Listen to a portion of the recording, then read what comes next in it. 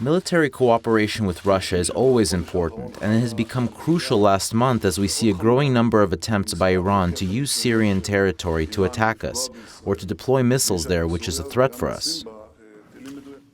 All right, joining us now for more on these stories is I-24 News diplomatic correspondent Mike Wagenheim. Mike, good to have you with us. We've also got Shai in studio with us there from Gotham Partners. But let's start off with you, Mike. Netanyahu saying that a war in Gaza is inevitable. He's saying that Hamas is going to force him to take this kind of action. Clearly not happening before Tuesday. But he didn't give any details about what that kind of operation may entail, did he? Well, the devil's in the details, especially when it comes to battling Hamas, and the prior conflicts there have led to devastating effects on both sides. So Benjamin Netanyahu has played it very conservatively and very safely when it comes to dealing with Hamas over the years.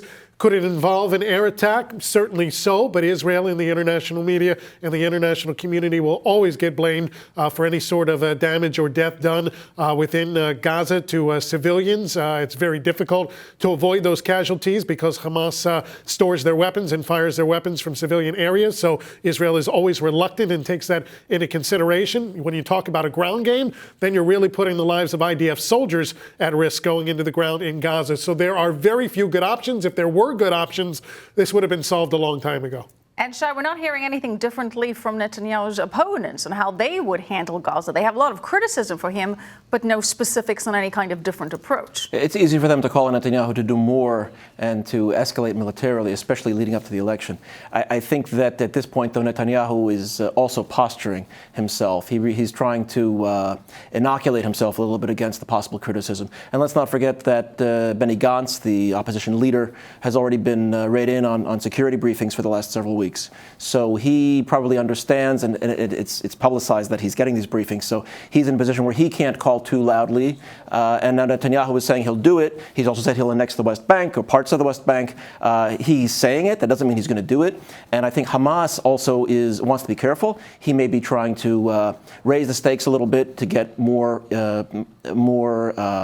assistance from Egypt and other countries leading into the UN General Assembly meetings later this month to get them to hold back Gaza a little bit. Right. At the same time, Mike, you have Israelis, particularly those in the south, running into shelters on an almost daily basis in the run-up to the elections as sirens are wailing. They're being bombarded with rockets and mortars. Thankfully, the Iron Dome defense system means that there has been limited casualties, none so far, but there has been damage in the past. There have been casualties in the past. They've also been bombarded with arson balloons coming from Gaza. So you feel like this is a real issue. Is it still the top issue in the elections? What is the number one concern for voters? Listen, in the time between when Defense Minister Avigdor Lieberman resigned and the time the April elections rolled around, there were about 2,500 rockets fired into Israeli territory, not to mention countless flaming balloons and kites coming from Gaza as well. The votes, the percentage that the Likud party got were still as high as they ever were from areas like Sderot, Ashdod, Ashkelon, those cities in the Gaza envelope. They didn't turn their backs on Benjamin Netanyahu. So from that standpoint, I still don't think Netanyahu is going to lose much of that vote. I don't think he's concerned about that. In fact, when he came back on stage at that campaign rally after the rocket sirens, they were chanting, Bibi, Bibi. They're not blaming anybody else.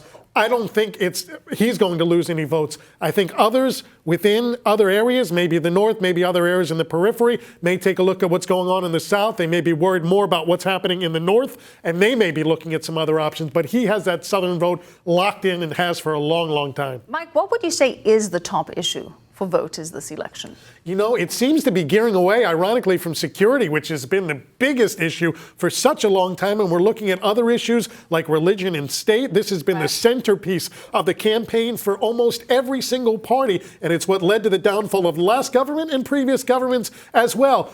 Overriding security, which is unthinkable in Israeli society, but that's been it. Two issues that have caused Avigdor Lieberman to ruin, if you will, both governments. The first time he pulled out because of frustration of how Netanyahu was handling the situation in Gaza with Hamas. The second time, he wasn't forming a coalition with Netanyahu because he was standing his ground on Orthodox Jews not being exempt from military conscription. And it seems like Lieberman is holding even more power, at least according to the latest poll. Now, remember, this is the last time that Israelis can be pulled ahead of the election. And we do have the results of the Israel Hayom I-24 News poll. It was released today, and it shows a very tight race indeed. And if you're thinking that this poll looks a little bit familiar, well, it does have a lot of similar results as last time. Likud, according to this poll, projected to get 33 seats, just barely ahead of Blue and White at 31 seats. Victor Lieberman's Israel Beitenu party is at 9 seats. The right-wing party Yamina, which didn't even qualify for 1 seat in the April election, is now polling at 7 projected seats. And when asked what type of government the voters would prefer, well, there's nothing close about the opinions here. 41% said that they want a right-wing government. 26% say a center-left government. 23% say they want a unity government. 10% say they don't know what kind of government they want. All right, remember, I-24 News will be providing full election coverage on Election Day, September 17th. We will be providing coverage all day and all night because I-24 News is your home for Israeli election coverage. I know both of you are going to be with me on that night. So, Shai, you look at these polls, hesitant to make any predictions? I think Netanyahu will win on election night. The question is, as before, will he be able to form a government? A lot of that has to do with, as Mike said, Victor Lieberman. It has to do with also whether the center-left parties can get people out to vote. I think the real issue underlying all this is Bibi Netanyahu. Do you want Netanyahu to go to prison, or do you not want him to go to prison? There's some concern, Mike, at least from Netanyahu's supporters, that if the margin isn't wide enough between the seats that Likud wins and the seats that Blue and White wins, that President Rivlin may allow Benny Gantz the first go at forming a coalition government.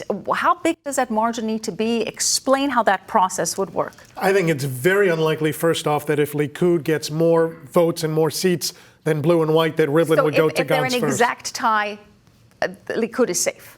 If they're an exact tie, Likud is safe because there are still traditionally more recommendations coming from the right than there would be from the left. The Arab parties traditionally don't make a recommendation, and they've said they won't recommend Benny Gantz, so there goes about 10 or so recommendations there. So I think even with the tie and with Reuven Rivlin from the Likud party, even though he's now a rival of Benjamin Netanyahu, I think he would give the first crack to Netanyahu. Ironically enough, it could be better to get the second crack this time because the first crack almost certainly is going to be a failure in some sort, because you look at Benjamin Netanyahu, if he gets the first crack and he can't form a right-wing government, which is almost assured, Benny Gantz can hold out for the world and he can make Netanyahu's life hell, and he might not get the chance. It could go to Gantz, who could have an easier track. Interesting stuff. We'll be right back.